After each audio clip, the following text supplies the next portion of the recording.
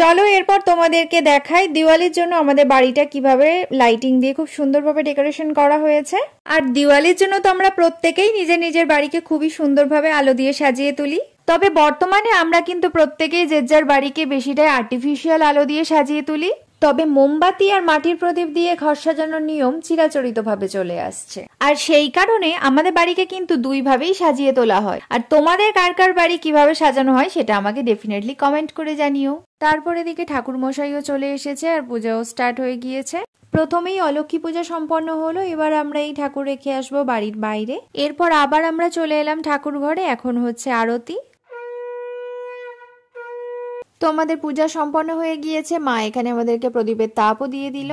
আজকে দিনে আমাদের দুটো ইনভিটেশন ছিল, তো আমরা সেই ইনভিটেশন দুটো অ্যাটেন্ড করে নিলাম, তার সাথে হলো প্রচুর খাওয়া দাওয়া। দিওয়ালিতে আমরা আর কি কি করলাম সবটা জানতে গেলে চ্যানেলে দেওয়া বড় ব্লগ দেখে আসতে পারো।